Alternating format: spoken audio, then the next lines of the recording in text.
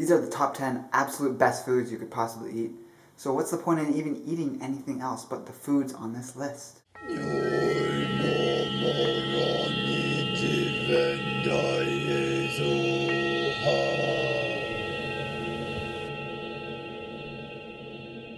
Hello kindred longevity lifestyle designers, this is Zach here, seekersoflongevity.com. Just like the last video, which was a Q&A, which was a top 10 list, sort of the opposite of what this one's about, but I did a sarcastic intro on that one, and this was a sarcastic intro as well.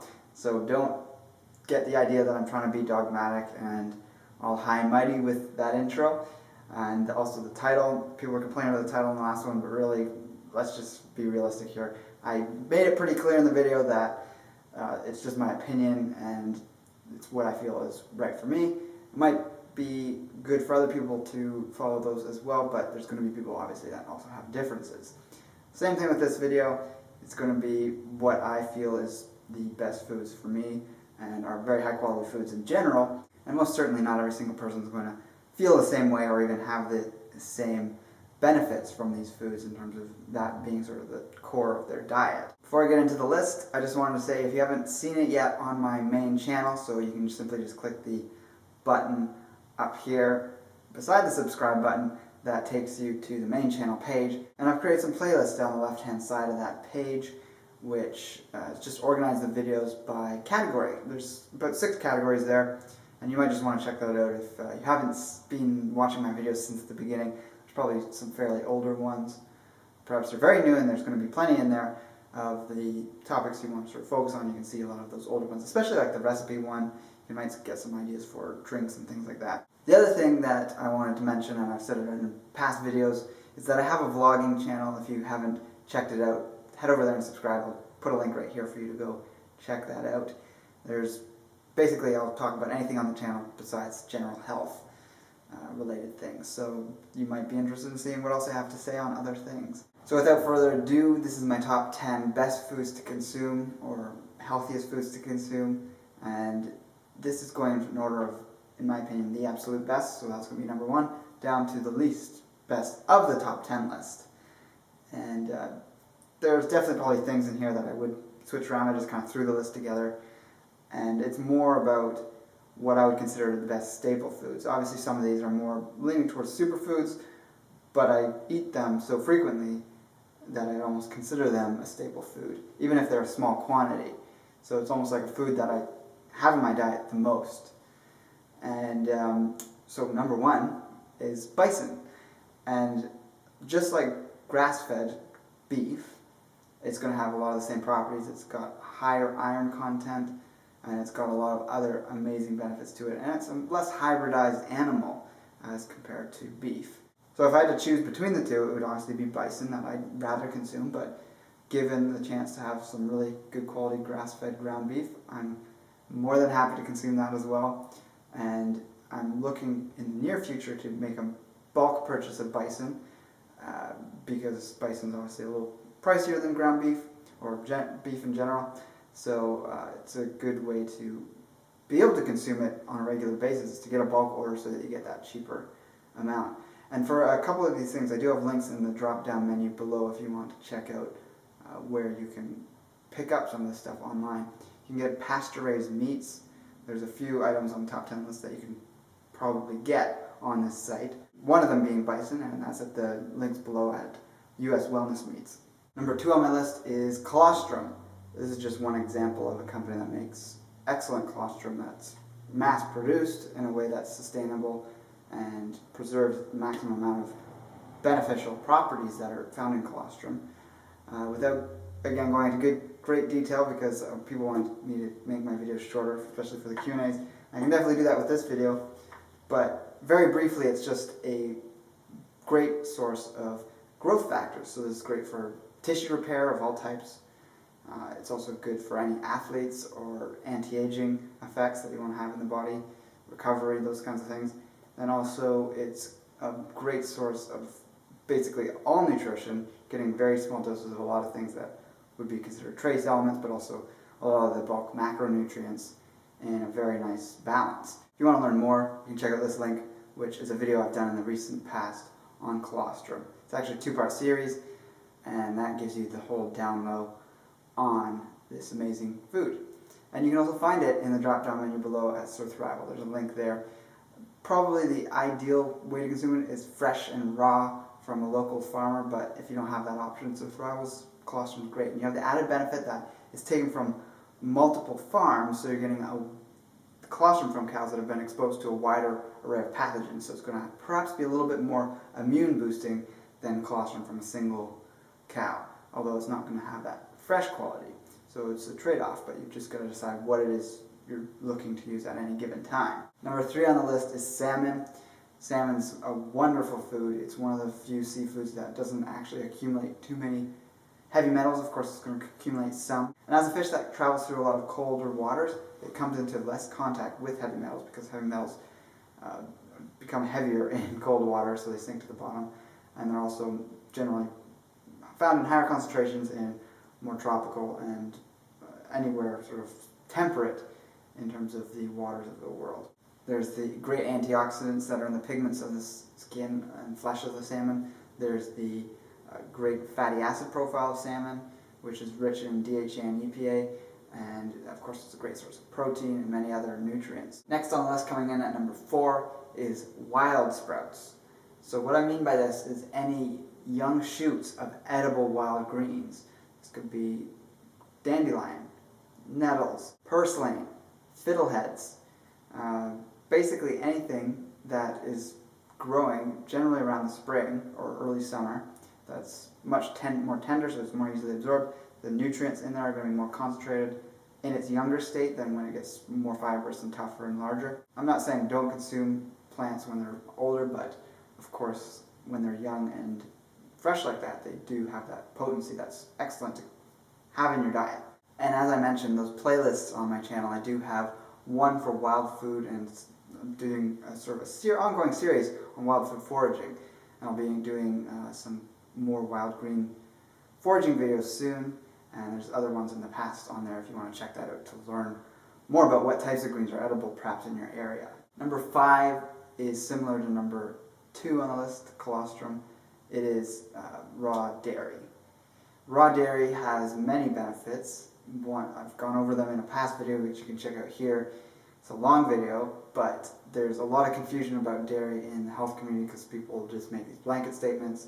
They look at the effects of factory farm dairy and attribute it to all dairy, but really when you're looking at unhomogenized, raw, meaning not pasteurized, dairy from an animal that is not as hybridized as the Holstein variety of cows, and then if you also take into consideration it has to be organic, etc., you're going to have a very powerful food that works quite well for most people.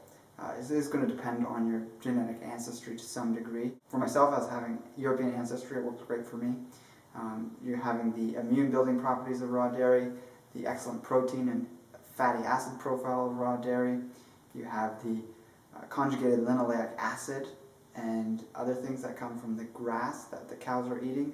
You also have the fat-soluble vitamins, which are essential for bone and teeth health in very high concentrations. And when it's turned into cheeses and yogurt, kefir, and things like that, you have the benefit of the probiotics that can be found in the dairy. And they're going to be in the raw dairy as well, but they're more proliferated when the product's been fermented in some way.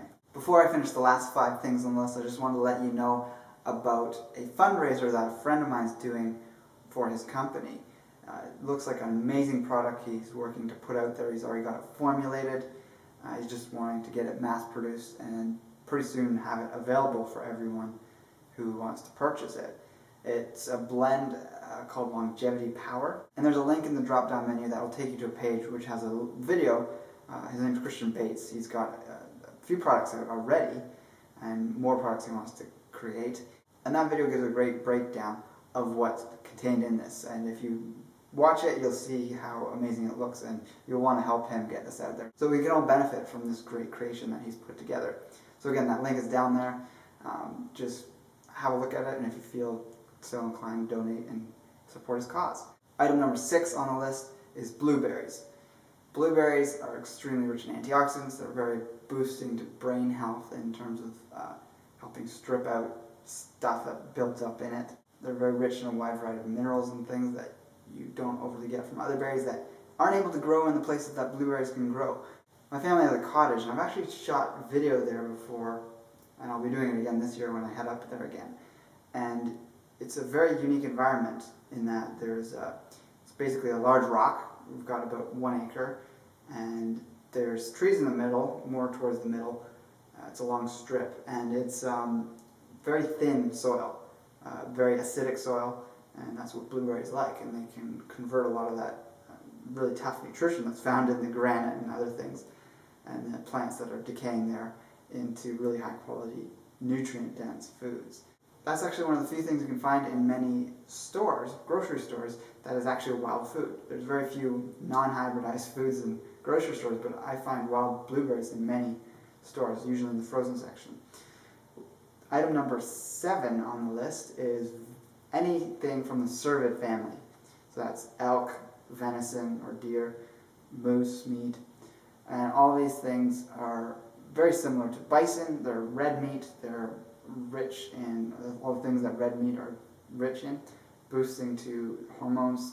Got some very good fatty acids in there, not too high on the polyunsaturated fatty acids, plenty of cholesterol, plenty of saturated fat, plenty of iron and zinc, plenty of other minerals and more trace elements, considering it's usually a wild food, but the farmed version of that is still going to be better than beef and these other red meats that are more hybridized. I'm not saying don't consume them, but if we're looking at the most optimal form of nutrition, it's generally going to be the more wild varieties of animals when we're looking at meats to consume. And you can find some of these things at that same link below where you can find the Bison U.S. wellness meats. Item number 8 on my list is E3 Live, or Salmon flossaqua, which is a blue-green algae from Klamath Lake in Oregon, often called Klamath Lake blue-green algae. And it is very rich in protein, very rich in all 92 trace minerals that your body needs. Also rich in these unique blue pigments that are boosting to brain health. They really elevate the neurotransmitter phenylethylamine, and they also contain phycocyanin, which is repairing to the DNA and actually rebuilds the bone marrow and aids in the release of stem cells from it. Then you also have the green pigment in the AFA, which is the chlorophyll, and it's the second richest source of chlorophyll on the planet, which is great at detoxifying the body. So algae is generally much, much higher and much more concentrated in its chlorophyll than green plants. Of course, green plants have it, but when you compare like this algae, which is around 2% chlorophyll, to a green leafy plant, which is usually 0.1% chlorophyll or 0.2% chlorophyll, depending on the plant, it might be a little bit more. But when you're talking about that level of concentration, a very small amount goes a long way, which generally people consume like about a tablespoon of it per day. If you want to learn more about it in detail, I've got a video here you can check out that I've done in the past on it. Number 9 on my list is wild rice. This is a great food just to get some starches and carbs in your diet without going towards the inflammatory type grains that so many people consume today. It's got a very balanced fatty acid profile. It has a number of trace elements because it's a wild food. It grows wild in waters, and you get nutrition from water type plants that you don't get generally from land plants. So that's a fantastic quality about wild rice. Finally, number 10 on my list is caviar. So you don't have to be consuming the extremely expensive black stuff that you see that's generally had a lot of weird things added to it sometimes, but any type of fish roe, meaning fish eggs, is extremely densely packed with nutrition. It's one of the best superfoods in the world. So anytime you have the opportunity to consume some, you're getting sort of the same nutrition you get from fish, but in a much more concentrated form when you're talking about the trace elements like the minerals and the vitamins, and sometimes there's really concentrated sources of antioxidants. And because it's such a young food, the fish hasn't had a chance to grow up and consume potentially toxic other fish, and bioaccumulate those toxins, it's actually going to be very much a toxin-free food. There's obviously going to be different types of fish that have different properties in their fish roe. That would be something you can always look into yourself. There's a lot of different types that are available on the market, but occasionally consuming some here and there is great. It's especially great for any woman who's pregnant or thinking of getting pregnant, as well as the man when they're preparing in a family to have a child. So that was my top 10 list. take it or leave it. Take whatever parts of it you want, leave the other parts, and let me know in the comments below what you thought of this list. Also check out the links below for the fundraiser, as well as the other links to some of the sources for any of the products if you wish to consume these foods and add them into your diet. And also like, favorite, share, and subscribe on this video if you haven't before. With that, take care and embrace life without limits.